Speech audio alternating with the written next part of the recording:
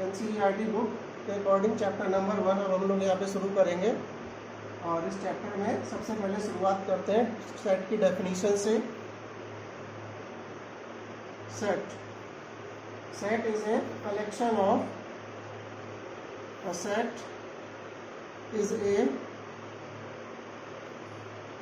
Of well defined objects.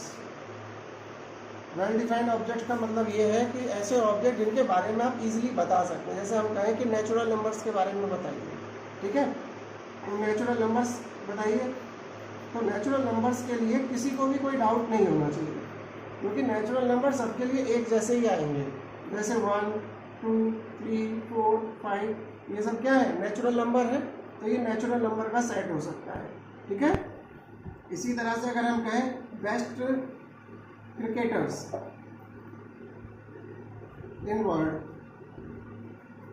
अब इसके बारे में जब हम बात करते हैं तो बेस्ट क्रिकेटर की कोई प्रॉपर डेफिनेशन नहीं है। कौन सा खिलाड़ी अच्छा है, कौन सा खिलाड़ी नहीं है, इसके बारे में कुछ भी नहीं कहा जा सकता। किसी को कोई खिलाड़ी अच्छा लग रहा है, किसी को दूसरा अच्छा लग रहा है। तो ये जो कलेक्शन बनेगा बेस्ट क्रिकेटर का, ये वेल डिफाइंड नहीं है। मतलब इनके बारे में हम श्योरली कुछ नहीं कह सकते हैं कि वास्तव में बेस्ट क्रिकेटर यही होंगे, लेकिन नेचुरल नंबर में फिक्स है कि नेचुरल नंबर यही हो सकते हैं, ठीक है। तो ऐसा सेट या ऐसा कलेक्शन, ऐसा समूह, ग्रुप होता है सेट का मतलब ऐसा ग्रुप जिसमें हम फिक्स या वेल डिफाइंड ऑब्जेक्ट को रखते हैं, उसे हम सेट कहते हैं, ठीक है। सेट को डिनोट करने के लिए हम कैपिटल अल्फ़ाबेट का यूज़ करते हैं। ए से जेड तक कोई भी अल्फ़ाबेट यूज़ कर सकते हैं सेट को डिनोट करने के लिए, ठीक है। जैसे हम सेट ऑफ नेचुरल नंबर बोले, सेट ऑफ नेचुरल नंबर्स, इसको हम n से डिनोट कर सकते हैं। तो n में क्या आ जाएंगे, 1, 2, 3, 4, 5 और एंडलेस। तो नंबर ऑफ नेचुरल नंबर कोई भी एंड नहीं होता है, इसलिए यहाँ पर ये संख्या बिल्कुल फिक्स है, ठीक है। तो ये सेट हो गया नेचुरल नंबर का, वेल डिफाइंड हो गया। तो इसको हमने n से डिनोट किया। ऐसे अगर होल नंबर की बात करें, होल नंबर के सेट को हम w से रिप्रेजेंट करना चाहें तो w के लिए हम लिखेंगे 0, 1, 2, 3 एंड सो ऑन। इसी तरह हम सेट ऑफ रियल नंबर के लिए लिख सकते हैं r। कोई भी रियल नंबर इसमें लिखा जा सकता है, -1, 1.5, कोई भी नंबर हम चाहें इसमें लिख सकते हैं। इसी तरह सेट ऑफ इंटीजर को हम z से डिनोट करें तो इसमें नेगेटिव इंटीजर और पॉजिटिव इंटीजर आ सकते हैं इसमें, ठीक है। तो ये हमारा इंटीजर का सेट हो गया। ये बुक में जो एनसीईआरटी आप पढ़ेंगे उसमें जितने भी अल्फ़ाबेट गहरे अक्षरों में प्रिंटेड है वो सब हमारे सेट को रिप्रेजेंट करना है। पॉजिटिव इंटीजर के लिए z+ ऐसे लिखा गया है, नेगेटिव इंटीजर के लिए माइनस ऐसे लगा दिया गया है। नेगेटिव वाले में केवल नेगेटिव आएंगे और पॉजिटिव उसमें केवल पॉजिटिव इंटीजर आएंगे। अब सेट को लिखने के तरीके, राइटिंग है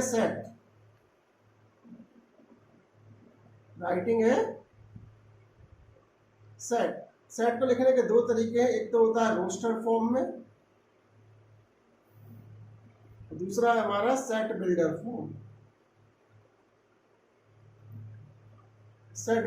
रोस्टर फॉर्म यही वाली फॉर्म है जो अभी आपने देखी है। इसमें हम सेट के अंदर सारे एलिमेंट लिखते हैं। मान लो मैं नेचुरल नंबर की बात करता हूँ, एक सेट में बना रहा हूँ नेचुरल नंबर का n, 1, 2, 3, 4 एंड सो ऑन। तो ये एलिमेंट जो है सेट के अंदर ये कर्ली ब्रैकेट के अंदर लिखे जाते हैं। इन एलिमेंट जो इसमें लिखे हैं इनके बीच में कॉमा लगाते हैं, इस तरह से लिखते चले जाते हैं, सारे एलिमेंट लिख देते हैं हम। तो ये बन जाता है सेट ऑफ नेचुरल नंबर। इसको कहा गया रोस्टर फॉर्म। अब इसी की अगर हमें सेट बिल्डर फॉर्म लिखनी हो तो सेट बिल्डर फॉर्म में हम ये एलिमेंट नहीं लिखते हैं, हम क्या लिखते हैं, एक नोटेशन यूज करते हैं। मान लीजिए x कोई एलिमेंट है, जबकि x जो है नेचुरल नंबर को बिलोंग करता है। x सच दैट, इस डबल डॉट जो लगे हैं इसको कॉलम कहते हैं, ये सच दैट पढ़ा जाता है यहाँ पर। x सच दैट, x ये सिंबल बिलोंग्स टू का है, ई जैसा जो बना हुआ है, ठीक है। तो x belongs to n, n क्या है नेचुरल नंबर। तो ये हमारी जो फॉर्म है ये होती है सेट बिल्डर फॉर्म, और ये जो एलिमेंट के नंबर लिखे हैं सारे ये बनती है हमारी रोस्टर फॉर्म। ठीक है, इस तरह से हम आप यहाँ समझ सकते हैं। यहाँ पे अगर हम ऐसे एलिमेंट को समझाना चाहें, वन जो एलिमेंट है वो सेट n को बिलोंग करता है, यानी वन एलिमेंट नेचुरल नंबर में आता है। इसी तरह 2 belongs to natural number, 3 belongs to natural number, 100 belongs to natural number, ये होंगे। लेकिन -10 बिलोंग्स टू नेचुरल नंबर नहीं, ये गलत हो गया। -10 इज नॉट, तो बिलोंग्स टू के सिंबल को खड़ी लाइन से काट देंगे तो ये कहलाता है नॉट बिलोंग्स टू का। ठीक है, तो ये आप ध्यान रखेंगे सेट को पढ़ने के लिए। अब इसके बाद आगे पढ़ेंगे हम लोग। अब हम पढ़ेंगे इसके बाद टाइप ऑफ सेट्स में सेट कितनी तरह के होते हैं। तो यहाँ एक टाइप हम आपके सामने लिख रहे हैं फिलहाल, finite set, FINIT, finite set. Finite set का क्या मतलब है? एक ऐसा सेट जिसके नंबर ऑफ एलिमेंट्स काउंट हो सकते हैं। फाइनाइट सेट को काउंटेबल सेट भी कहते हैं। काउंटेबल सेट, ऐसा सेट जिसके एलिमेंट को गिना जा सके। जैसे नेचुरल नंबर लिखूं मैं 1 से लेकर 10 तक, 1 2 3 4 5 6 7 8 9 10, तो ये जो एलिमेंट है काउंटेबल हो गए, गिनती कर सकते हैं इनकी। तो ये जो सेट बना ये हो गया फाइनाइट सेट।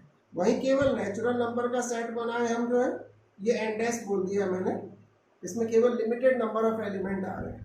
और इसी तरह 1 2 3 करके हम डैश लगा दें, इसका कोई एंड नहीं है, यानी नेचुरल नंबर की हम काउंटिंग नहीं कर सकते हैं। जब काउंटिंग नहीं करेंगे तो ये जो सेट बनेगा इसको एक नया नाम दिया गया है इनफाइनाइट सेट।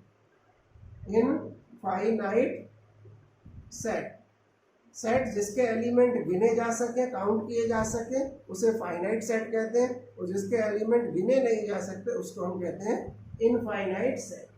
ठीक है, इसके बाद है हमारा एम्प्टी सेट। एम्प्टी सेट, कोई हमने सेट बनाया A, उसमें हमने नंबर लिखा, ठीक है, नेचुरल नंबर लेस देन 1 अगर हम कोई सेट बनाते हैं, ठीक है, नेचुरल नंबर लेस देन 1, एक से छोटे नेचुरल नंबर का सेट बनाइए। तब आप इसमें क्या एलिमेंट लिखेंगे? नेचुरल नंबर एक से छोटा कोई होता ही नहीं है, इसमें कोई भी एलिमेंट नहीं आएगा। तो यानी ये जो सेट हो गया इसमें कोई भी एलिमेंट नहीं आया, तो ये सेट कौन सा बन गया? एम्प्टी सेट हो गया। ऐसा सेट जिसमें कोई एलिमेंट ना हो उसे हम क्या कहते हैं? एम्प्टी सेट कहते हैं। इसको हम डिनोट करने के लिए एक सिंबल भी यूज़ करते हैं, फाई का, PHI, फाई सिंबल यूज़ करते हैं। ये डिनोट करता है एम्प्टी सेट को। ठीक है, एम्प्टी सेट के लिए हम फाई का यूज़ करेंगे। ठीक है, मान लो हमने किसी ने ऐसा कर दिया तो क्या ये एम्प्टी है? नहीं। अब ये ध्यान रखने की बात है, सेट के अंदर ये एलिमेंट आ गया 5, ठीक है, तो ये वाला सेट जो होगा ये एम्प्टी नहीं होगा, केवल 5 एम्प्टी सेट होता है, ये ध्यान रखना। ठीक है, कंफ्यूज नहीं होना है। सेट के अंदर, ब्रैकेट के अंदर अगर 5 है तो ये एलिमेंट बन जाएगा, तो इसे हम सेट कहेंगे। ठीक है, एम्प्टी नहीं है ये, लेकिन केवल अगर 5 लिखा है तो ये एम्प्टी सेट को डिनोट करेगा इस पूरी किताब में, जहाँ भी कहीं आप पढ़ेंगे। ठीक है, इसके बाद है हमारा सिंगलटन सेट।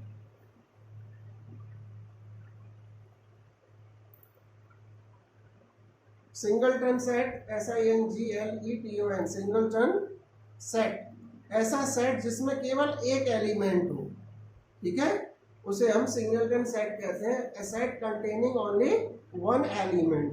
ठीक है, understood. Next is equal set and equivalent set, EQUI valent set, VALENT, equivalent sets. मान लीजिए कोई सेट है हमारे पास में, A सेट है, इसमें हमने ABC 3 एलिमेंट लिख दिए, B सेट है, इसमें भी हमने 3 एलिमेंट लिख दिए। अब दोनों में एलिमेंट की काउंटिंग करते हैं तो 1 2 3, 1 2 3, दोनों में 3 एलिमेंट्स आ रहे हैं, तो सेट A जो है इक्विवेलेंट सेट B हो गया। ठीक है, दोनों में एलिमेंट की काउंटिंग सेट है, सेम है। एलिमेंट की काउंटिंग को लिखने का जो नोटेशन है वो ये है, n नंबर लिख करके ब्रैकेट में सेट का नोटेशन लिख देते हैं। NA का मतलब number of elements in set A, NA number of elements in set A, इसका मतलब यहाँ पे कितने हैं 3। इसी तरह number of elements in B set, तो बी सेट में कितने हैं, इसमें भी 3 एलिमेंट्स हैं, तो दोनों में नंबर ऑफ एलिमेंट्स बराबर हैं। ऐसे सेट को हम क्या कहते हैं, इक्विवेलेंट सेट कहते हैं। केवल एलिमेंट्स की काउंटिंग बराबर होती है। ठीक है, अब अगला टॉपिक जो हमारा आता है इक्वल सेट का।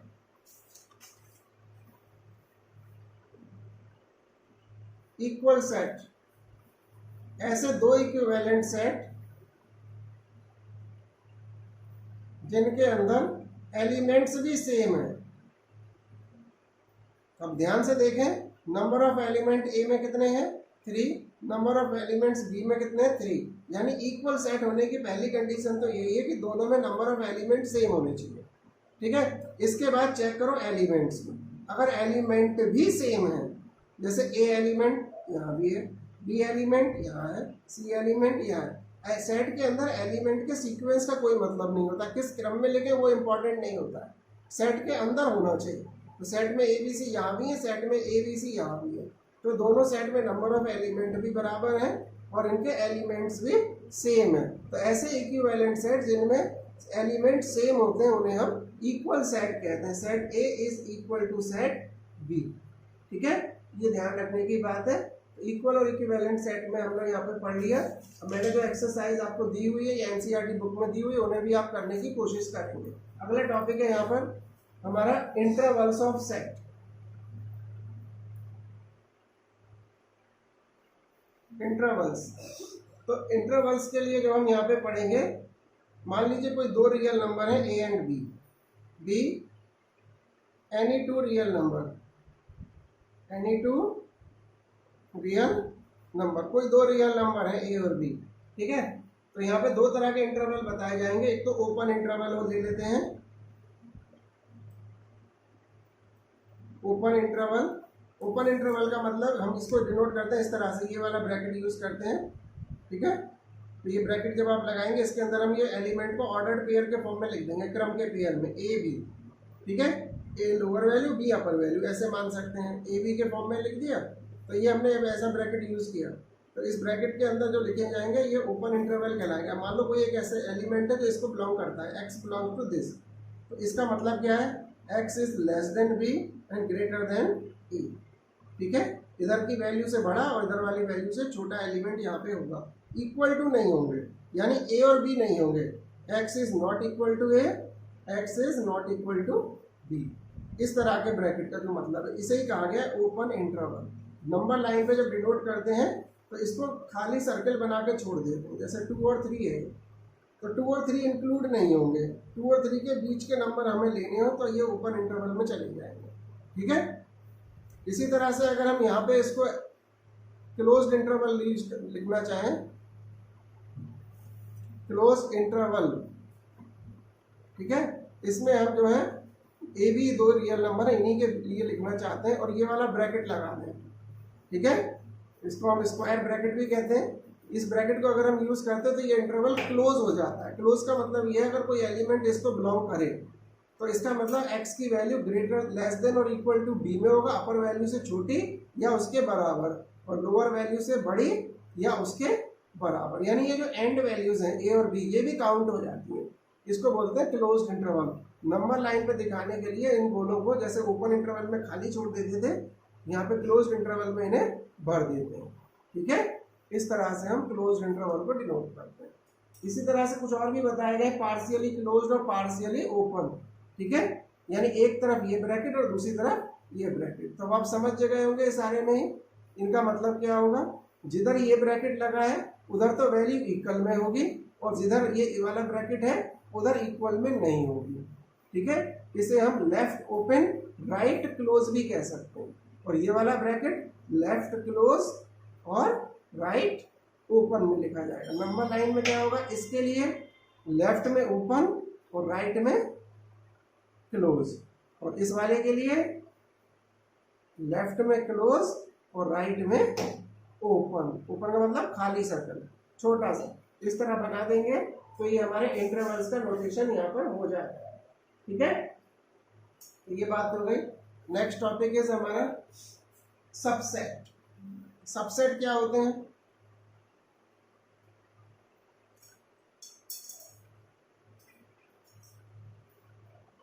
किसी भी सेट को, मान लो हमने नेचुरल नंबर का सेट ले लिया, सारे नेचुरल नंबर है इसमें, ठीक है। हमने इसके एलिमेंट्स को लेकर के एक सेट बना दिया, कुछ एलिमेंट लिख दिए 2 3। तो अभी यहाँ हमने ध्यान से देखा, ये जो ए सेट है यहाँ पर, ए सेट बड़ा, ये जो हमने लिखा है यहाँ पे, ए सेट के जो एलिमेंट है 2 और 3, ये नेचुरल नंबर के सेट में भी आ रहे हैं। तो ये जो ए सेट है, ये नेचुरल नंबर के सेट का सबसेट कहा गया है, ठीक है। सेट के एलिमेंट किसी दूसरे सेट में मौजूद हो, ठीक है, तो वो जो सेट हमारा बनता है वो सेट होता है सबसेट। और जो बड़ा सेट है जिसमें सारे ही एलिमेंट आ रहे हैं, वो हमारा कहलाता है सुपर सेट, ठीक है। तो यहाँ पर हम किसे कहेंगे, ए इज सबसेट, ये सिंबल यूज करते हैं यहाँ पे, ठीक है। हॉरिजॉन्टल यू कह सकते हैं इसको, या सी कह सकते हैं। A is subset of natural number. इस सिंबल को क्या पढ़ेंगे, सी जैसा है पर सी से थोड़ा बड़ा है, ध्यान से देखो। इसको पढ़ते क्या है, इज सबसेट ऑफ, ठीक है। ए इज सबसेट ऑफ, गहरा नहीं करना है, ऐसे लिख देना, A is subset of natural number, ठीक है। तो ये सबसेट की डेफिनेशन होगी यहाँ पे। मान लो हमारे पास अब यहाँ पे टॉपिक, मान लो कोई पूछे कितने सबसेट होंगे, नंबर ऑफ सबसेट्स, कितने सबसेट होंगे। मान लो किसी सेट ए सेट है, इसमें जो है हमारे पास कुछ एलिमेंट्स, मान लीजिए हमारे पास पी एलिमेंट, ठीक है। तो जैसे आप उदाहरण पे लिख लें, ए सेट है, इसमें मैंने 1 4 5 6 ऐसे लिख दिया। तो यहाँ पे कितने एलिमेंट हो गए, गिनती करो, 1 2 3 4। तो यहाँ पी की वैल्यू कितनी हो गई, 4 हो गई। अब इसमें कितने सबसेट बनेंगे, तो नंबर ऑफ सबसेट का रूल ये याद रखें आप, नंबर ऑफ सबसेट, मान लो हमारे पास पी एलिमेंट्स हैं, पी एलिमेंट्स हैं, तो नंबर ऑफ सबसेट कितने होंगे, नंबर ऑफ सबसेट ये 2 की पावर p के बराबर हो जाएंगे, ठीक है। अगर n एलिमेंट है तो नंबर ऑफ सबसेट कितने हो जाएंगे, 2 की पावर n, यानी जैसे यहाँ पावर 4 है तो 2 पावर 4 का मतलब कितना हो गया, 2 को 4 बार मल्टीप्लाई करो तो ये हो गया 16 एलिमेंट्स, यानी इसके जो सेट के 16 सबसेट बनेंगे, 16 सबसेट होंगे, ठीक है। Note, empty set is subset of every set. किसी भी सेट का एक सबसेट तो एम्प्टी सेट जरूर होगा, ठीक है, ये ध्यान रखने की बात है। सारे सबसेट अगर लिखने हो तो वो कैसे लिखेंगे, इसके लिए आप जो है क्वेश्चन करें, बुक में दिए हुए हैं आपको, मैंने पहले भी समझाया हुआ है, उनको करें, ठीक है। अब पावर सुपर सेट क्या हो गया, यहाँ पे जो पहले वाले सेट की हम बात कर रहे थे नेचुरल नंबर के लिए, ठीक है ना, तो नेचुरल नंबर का जो सेट हुआ ये वाला सेट सुपर सेट बनेगा यहाँ पे, ठीक है, कंफ्यूज होने की जरूरत नहीं है, ओके। इसके बाद है आपका टॉपिक प्रॉपर सबसेट। टॉपिक है आपका प्रॉपर सबसेट। प्रॉपर सबसेट में क्या होगा, इसमें थोड़ा सा नोटेशन चेंज कर देते हैं, है ना। उसमें क्या करते हैं, सी जो बनाएंगे उसके नीचे हम जो है एक अंडरलाइन कर देंगे, इसको हम पढ़ेंगे क्या, प्रॉपर सबसेट, ठीक है ना। प्रॉपर सबसेट में क्या होता है, जो सेट इसके बराबर का होता है, जैसे ए सेट है, इसके हम सारे सबसेट लिख दें तो उसमें एक सेट वो भी आएगा जिसमें ये पूरे एलिमेंट आ जाएंगे। तो ये जो पूरे एलिमेंट वाला सेट है इसको छोड़ दें तो बाकी के सारे सबसेट हमारे जो हैं सबसेट होंगे और प्रॉपर सबसेट होंगे, ठीक है। प्रॉपर सबसेट में इक्वल सेट नहीं आता है, बाकी सब आ जाते हैं। तो ये ध्यान रखने की बात है, प्रॉपर सबसेट में सेट का जो इक्वल सेट बनेगा सबसेट उसे नहीं लिखेंगे, तो बाकी के सारे सेट प्रॉपर सबसेट होंगे। Next is power set.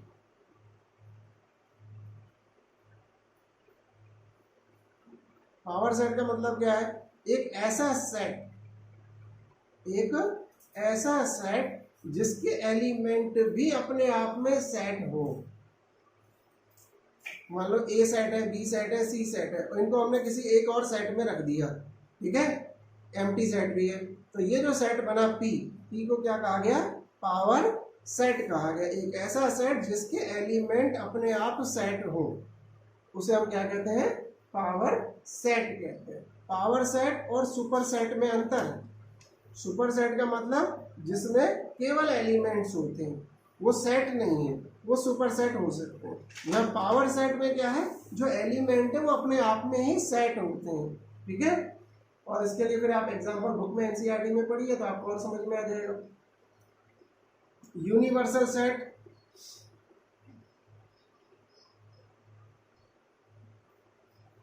ठीक है। मान लो हमारे पास बहुत सारे सेट हैं, ABCDE लिखे हैं हमारे पास, ठीक है। इनमें कुछ एलिमेंट यहाँ डले हुए हैं। इनके लिए हमने एक ऐसा सेट बनाया जिसमें इनके सारे एलिमेंट डाल दिए गए। इनमें कुछ है, इनमें कुछ है, इनमें कुछ है। मान लो इसमें A डाल दिया मैंने, इसमें मैंने 1 डाल दिया, इसमें मैंने 1.5 डाल दिया, इसमें मैंने जो है 2/3 डाल दिया। एक सेट मैंने बना दिया A1 1.5 2/3। तो ये जो सेट बना इस सिचुएशन के लिए, इस कंडीशन के लिए यूनिवर्सल सेट का काम कर सकता है। क्यों? इस सेट में दिए हुए सेट के सारे एलिमेंट मौजूद हैं। डेफिनेशन की बात करें, if there are some sets under consideration, कुछ सेट हमारे जो कंसिडरेशन में ABCDE, ठीक है, then the set of each of these is a subset is called a universal set, ठीक है। ये सब क्या है? सबसेट है। किसके सबसेट है? इस वाले सेट के सबसेट है। तो ये वाला जो सेट बना सुपर सेट जो है, इसे हम यूनिवर्सल सेट कहेंगे। कंसिडरेशन का मतलब यही है, जो सेट हम डिस्कस कर रहे हैं उनकी बात हो रही है, बाकी की बात नहीं हो रही है। अब आप एक्सरसाइज करें, एक्सरसाइज करने के बाद कोई समस्या हो तो बताइएगा। इसके बाद अब हम लोग पढ़ेंगे वेन डायग्राम, ठीक है। अगले वीडियो में वेन डायग्राम के बारे में मैं आपको बताऊंगा।